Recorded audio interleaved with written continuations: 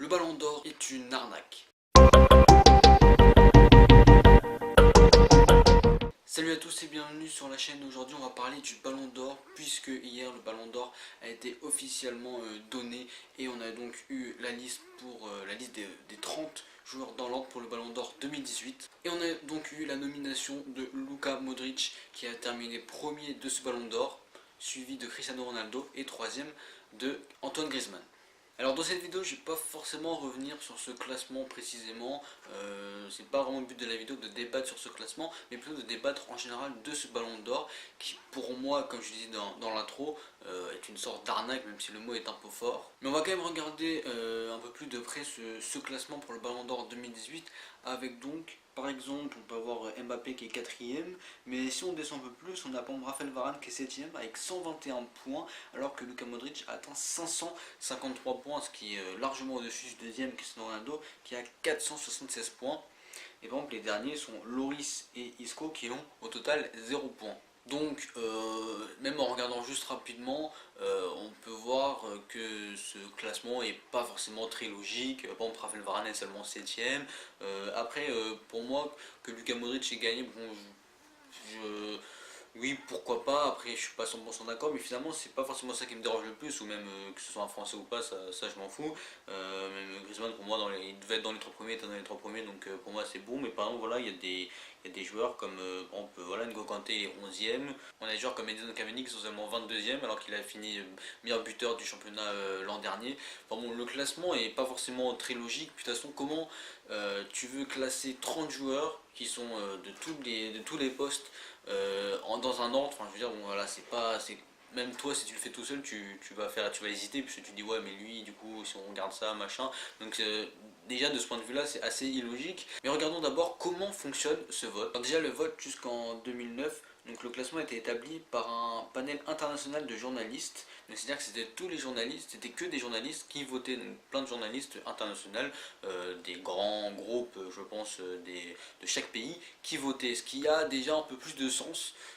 Puisque entre 2010 et 2015, le Ballon d'Or, qui était devenu temporairement FIFA Ballon d'Or, était désigné par un jury étant dû aux membres de la commission du football de la FIFA, ainsi qu'aux sélectionneurs et capitaines de 208 pays membres de la FIFA. C'est-à-dire que c'était des sélectionneurs qui votaient les capitaines des sélections, donc au total 208 sélectionneurs et 208 capitaines, en plus des personnes travaillant à la FIFA. Donc là c'est encore plus illogique, et depuis 2016 ce vote a rechangé puisqu'il est de nouveau attribué aux journalistes, donc c'est les journalistes qui votent, donc du coup pour celui-là c'est exactement les journalistes qui ont voté, et donc en fait les jurys établissent une liste de 5 joueurs avec 6 points attribués au premier, 4 pour le deuxième, 3 pour le troisième, 2 pour le quatrième et 1 pour le dernier, ce qui totalise donc un nombre de points, et chaque joueur a tant de points attribués, donc on peut le gagnant c'est celui qui a. Et finalement le système des votes par journaliste est plus logique en tout cas, puisque par exemple si en 2010 et en 2013 le vote aurait été attribué aux journalistes,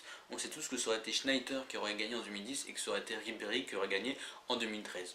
Ensuite un autre argument, c'est, je l'ai dit tout à l'heure, c'est que le football, il y a plusieurs postes, c'est à dire que dans ce ballon d'or on met du gardien à l'avant-centre.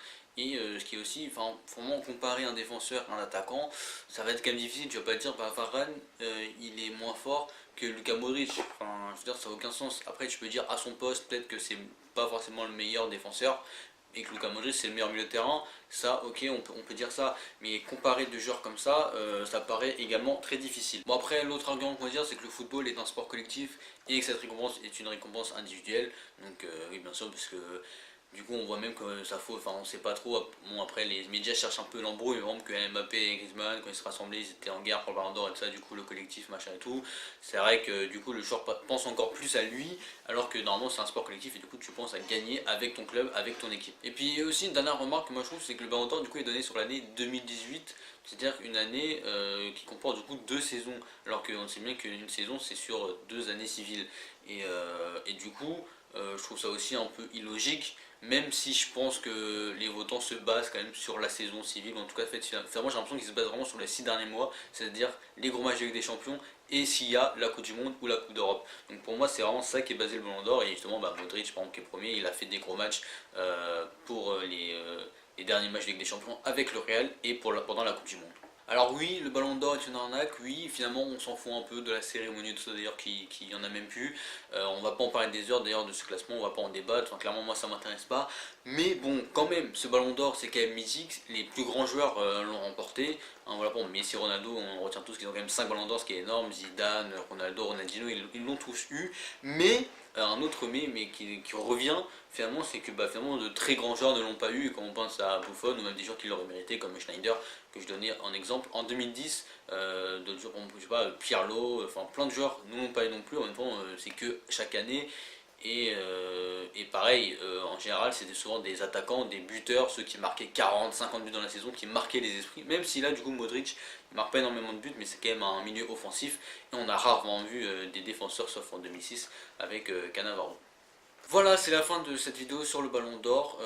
Dites-moi ce que vous pensez de ce ballon d'or, si c'est logique de revenir sur ce classement et même le ballon d'or en général. Voilà, moi j'ai dit ce que je pensais de ce ballon d'or et que bon, donc on va voir les prochaines années. Hein. Je vous dis à la prochaine, salut. Put your cups up, get your smoke in. Baby, we partying, ain't nobody loking. Who you provoking? What you want now? Take a look around, it's pimp shit going down. There's a lot of